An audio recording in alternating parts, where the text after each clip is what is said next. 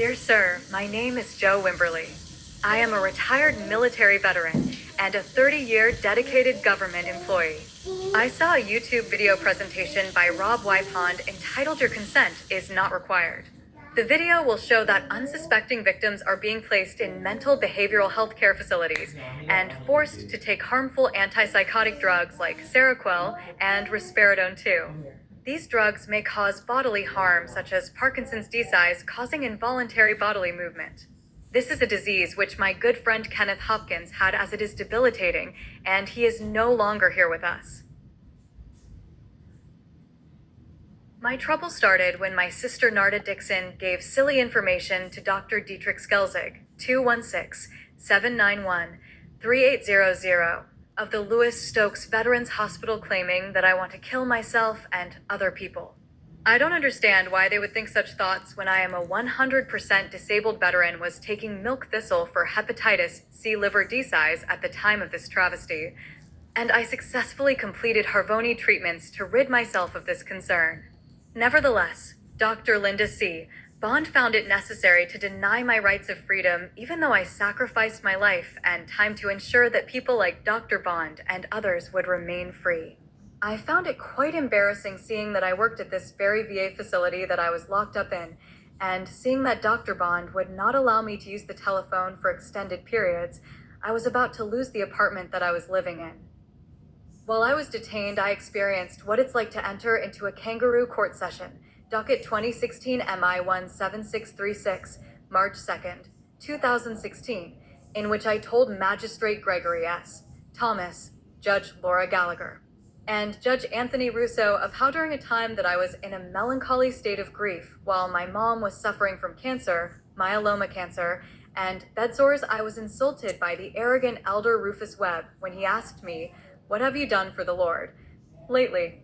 Years later, while I was working at the Central Alabama Healthcare Facility in Montgomery, Alabama, I looked into the Cuyahoga County Clerk of Court's website, and I found that Mr. Webb was consistently delinquent in paying his taxes and other bills.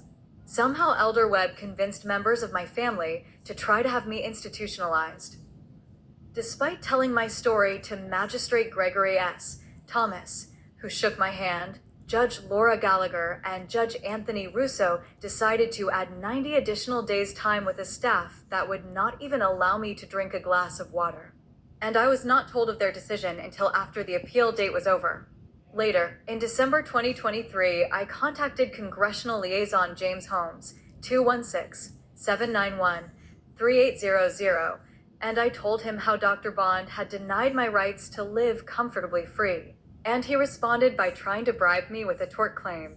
Quite frankly, I don't think money is a priority when veterans are being controlled by nefarious people such as Dr. Linda C. Bond and many in her staff, like Nurse Matthew Waller, who placed a lie in my medical records claiming that my attorney Sam Thomas was allowed to see me to prepare a power of attorney, and Nurse Robert Hayes, who claimed that I asked to not allow visitors to see me after I had my 70-year-old brother Ronnie Mitchell, 216-456-7268, come to see me, and obviously he was not allowed entry. I also sent an email to Louis Stokes director Jill Dietrich Mellon, 216-791-3800, showing her that I completed hepatitis C treatment, along with several COVID-19 injections, and a 100% disability rating, but it didn't seem to matter to her because I had to place 11 grievances at the Inspector General's office, and each have been returned without action. After many years of research, I found that many U.S. medical facilities are involved in the practice of kidnapping people and using people as guinea pigs by forcing them to take harmful antipsychotic drugs like Seroquel and Risperidone 2. Each time I entered into the facilities in question, I went in as a volunteer, and I was pressured and kidnapped all the same. Please contact me at 216-854-2330, and I will tell you how my calls to leave the Cleveland facility were ignored by the patient representatives like Keith Dixon, and how it is noted in my medical records that I couldn't answer a single question in 46 seconds. By reasons of ignorance, Dr. Linda Bond decided, as noted in my medical records, that I am suffering from late-onset schizophrenia, which is absolutely ridiculous. As you may be able to see in the links of books that I have written about corruption that is taking place at the Lewis Stokes Veterans Hospital in Cleveland, Ohio. I also contacted my cousin and former NAACP President James Hardiman, Channel 8 News Wayne Dawson, Dr. Charles Serber, since Sherrod Brown's receptionist Helen, 216-272-4272, Mr. Leonard Kelly of ECU Investigations, 252-847-4100, and many others regarding this blatant injustice that is taking place in this country. I am asking that a senatorial investigation to take place at the Lewis Stokes Veterans Hospital 10701, East Boulevard, Cleveland, Ohio, for 4106. I have also had to place 11 grievances with the Inspector General, but each time they have been rejected, and I certainly can understand why, as you can see by looking at the reviews in the links below. Amazon.com, Joe Wimberly. Dr. Linda C., Bond, Cleveland, Ohio, Psychiatrist Reviews and Ratings, rate 10Ds.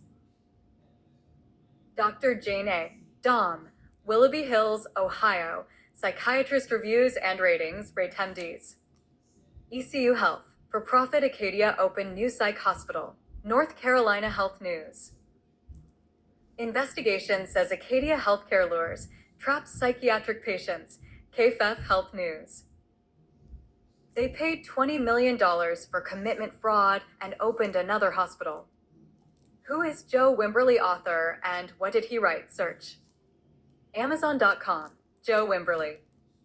https://www.youtube.com/results?search_query =sign your plus consent plus is plus not plus required. https://www.youtube.com/watch?view6yp41sg-c. Yeah, baby. I mean, it's a shame that I had to write a letter, send an email to Antonio of Senator Bernie Marino's office. Not like Bernie Kosar, Dan Marino, but Bernie Marino. And I have lies taken out of my medical record after they kidnapped me and did not allow my attorney, Sam Thomas III, entry to represent Ricky Wimberly, the 1983 Rockland Station, and be paid from the Hardiman family tree. You see, that's me. Oh!